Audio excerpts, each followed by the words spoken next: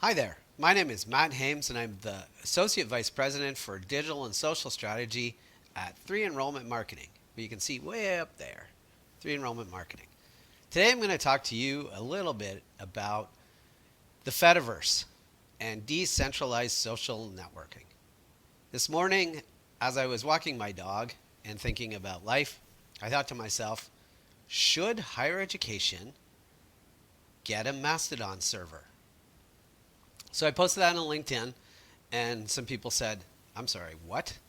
So it's a good question to dig into.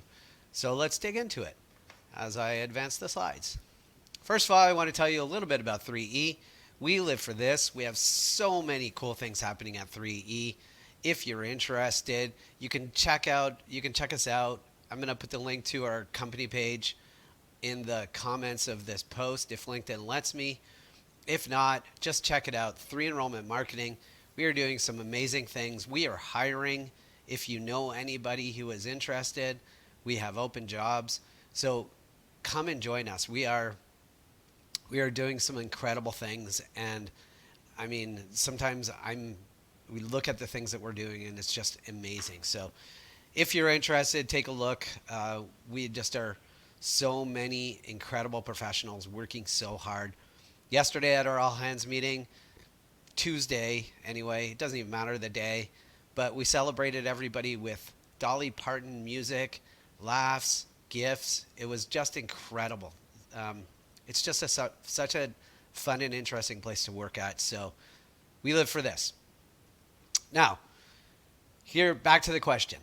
Should an institution create a Mastodon server?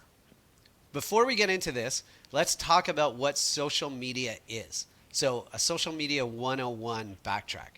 So when you look at all these logos, right? Your Facebooks, your Snapchats, your Tencent, your Instagram, all these different platforms are centralized social networks. So Facebook and Instagram are owned by Meta. All of the information is on their server. When you sign up for Facebook or Instagram, you agree to their terms of service, meaning that they can use your images in outside marketing. They can use your images in any way. They are in charge of content. So you've heard a little bit about that content moderation. When Elon Musk purchased Twitter, there was a lot of talk about the content moderation. But Twitter is another example. It is centralized social network. So it is all of the information on Twitter or on Facebook or on Reddit is all centralized to their servers. They run those servers, right? So you can't create a Facebook server and start posting on Facebook on your own server. It's all going to be on their server. So in higher ed, we've generally created spaces on all of these social platforms. We create spaces on Facebook. We create spaces on YouTube. We create spaces on Twitter. We create spaces on Instagram. We create spaces on Snapchat. So we create spaces on private companies' servers. Again, I'm not talking anybody out of that. In the presentations that I do, I talk about how to employ those social platforms to generate more awareness for your school. They are powerful social networks, so this isn't an either or. Big schools and little schools use Twitter. Big schools use Twitter in athletics. Duke basketball on Twitter has over 2 million followers. There's never been a better tool in the history of marketing to update scores until the Fediverse came along. So again, this isn't an either or. This is a both and, right? It can be a both and. Oh, there's Tumblr. Anyway, this is the Fediverse. So I'm going to take you through this really quickly. I'm not going to spend a lot of time. But if you think about it, it is now servers talking to each other, just sort of like the internet is, right? So it's a social platform built on ActivityPub with servers talking to each other. So over here in the very top, you can see at the very, very top of this, you can see Mastodon, and I got the big Mastodon logo pointing to Mastodon. There's your micro blogging, right? So there's your micro blogging. Down in the bottom left, I'm pointing that little mouse thing. That's called Lemmy. That's a Reddit replacement, but it's more like Reddit. So it's file sharing and whatnot. There's a bunch of other things on here, blogging platforms, different platforms. You also might notice that the Threads logo is on here. And it's just sitting by itself because there is talk that Meta is going to add Threads to the Fediverse. So it is, instead of being a closed server like Instagram is, Threads is going to be a server on the Fediverse. So I know Fediverse, like Metaverse, there's all these things, right? All you need to understand, instead of thinking about the lingo, instead of thinking about this, is decentralized social networking. So a server that has all of your people on it, students, alumni, who are connected via these servers, right, via the Fediverse to other servers. So if you were to create a Mastodon instance, right, first of all, what does it entail? Now, this is where it gets a little over my head, right? I can talk just enough about this, but I'm not going to tell you exactly how to do this. There's lots of ways. But what it does entail is having a domain or a subdomain, which, hey, coincidentally, higher ed already has. It means having a server, which you have, or you can use some second party or third party server platforms to just kind of like rent server space. It's not that expensive. There are a bunch of people. There are 7,000 Mastodon servers. So, it's not that expensive to just host a space in the cloud, just rent some space somewhere. And then the last thing that you need is you need somebody to sort of oversee it. So it's not that much to get started. In the links, in the comments, again, if LinkedIn lets me, in the comments, I'm going to add the Mastodon, but you can also just Google, how do I create a Mastodon server? If you do a YouTube search for how do I create a Mastodon server, there are tons and tons of instructions on how to do it for an individual. There's none out there for a school yet. So, and I have not found a school that has done a server yet. But anyway, let's move on. This is what it could end up look like, right? So student name at mastodon.school, right? So underneath it, you can see it's Matt Hames at mastodon.u of T. That's my school, right? Would I join that as an alum? I don't know. I think if I was asked to join it by the university, I might join that server. A lot of people are joining Mastodon already. It's easy to switch servers. Well, it's not easy, but it's doable to switch servers.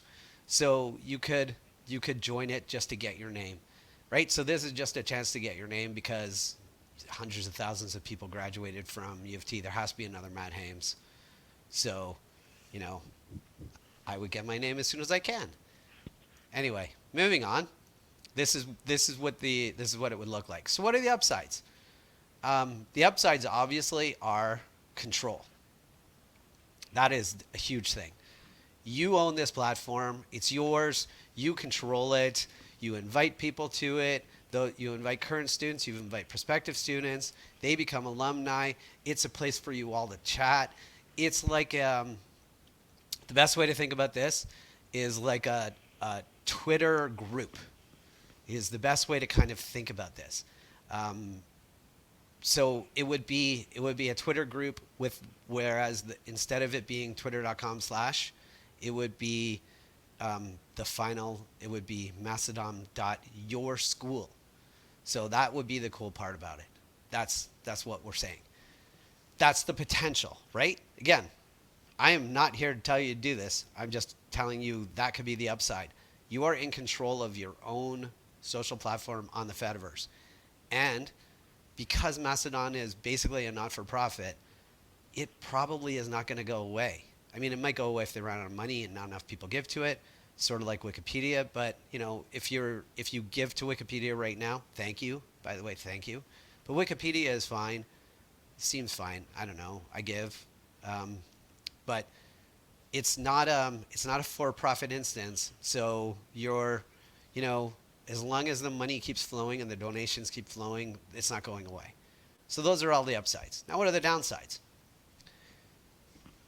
Any social platform or anything you build on the internet is like a wedding, right? It's a thing that you have, and then in order to get people to a wedding, you have to invite them. You have to tell people, hey, do you want to come to my wedding?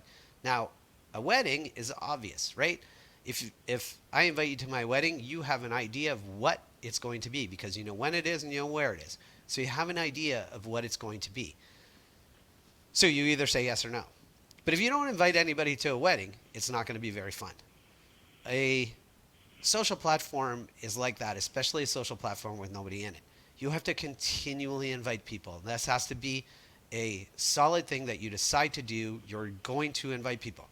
Just so you know, this applies to websites, landing pages, etc. Landing pages and websites cannot get their own hits. Other marketing drives people to them. So unless you invite people to look at your stuff, invite people to view your video, invite people to do something, they are not just sitting around going, I wonder what this school is saying on the internet. That's not a thing people do. It's just like they wouldn't be sitting there thinking, I wonder if Matt's going to have a wedding soon. Nobody thinks that, right? What they actually need to be is invited to take a look. So there's a lot of work to invite people to your Mastodon server. But again, and then there's a lot of people who might come. So one of the downsides is that you're in control. So if you do have people on that server that are invited to the server, you have to make sure that in some way you're moderating it. Moderation becomes your responsibility. Now, it doesn't become your responsibility to moderate everybody on the entire Mastodon instance, only on your server. But you do have to have rules, and you have to update those rules in some way. Because you're going to be the one hosting the server, you are de facto in charge of the content on that server. It doesn't mean that if content goes on there and it's on there for a bit and it's deleted, that's good. But if content goes on there and it sits, that is bad. If you're not going to figure out how to moderate it well, then I would say don't do this. But again, the upside can be really incredible. So that is basically it. Just this wacky idea this morning as I was walking, thinking, should higher education get in the Fediverse? I don't know the answer. I genuinely don't. I think this is a really interesting time in social platforms. You know, we just kind of, for the last 15 or so years, watched social platform after social platform be created, and higher education kind of jumped on them. Like, we got a Facebook page, we got a MySpace, remember that? We got a YouTube, we got all these things, right? So we have all of these platforms, and I'm not against those platforms. I do presentations on how to use those platforms. I think they're incredible platforms. But as we watch things like Reddit crumble and Twitter kind of change and become something else, it's worth thinking about, like, are we going to have a Facebook page in 10 years? Where is the internet going, right? As we kind of like think through where these social platforms are moving towards, when we're more in control of that social platform, we're more in control of that message. Now again, just having a Mastodon server does not mean that you can post, hey, alumni, give us money. Like, that's not what this is. This is the same as posting on Twitter. They have to be on there. They have to be looking. They have to get it on their phone. There's a lot of work to come. But a Mastodon instance currently looks like TweetDeck. So there needs work. There's no retweeting in Mastodon yet, but there's people who are asking for it. The posts are called toots. I can't get behind that. I'm sorry. You'll never hear me say, outside of that one time, I'm never saying that word again. It just, I don't know, it sounds like the 1950s called. So I'm not going to get behind that. There's work. And this isn't the only thing. More of this is going to come. The Fediverse is here. Threads are entering the Fediverse. There will be different ways to enter. Mastodon is not the only entry way into this. But the question, should an institution host its own server in the Fediverse, is something that is going to come up more and more. I'm telling you, I don't know the right answer right now, but I think it's really interesting, and where we are right now in social media is a very interesting place. So anyway, Please, in comments, let me know what you think. What did I miss? What would you like to see? Please, please, if you're still watching, and you probably aren't, but if you are, please leave a comment. Let me know what you think about this. Let me know what you want to talk about. Let's get the conversation started, because I think higher education should start to consider the Fediverse. Thank you. Have a great day.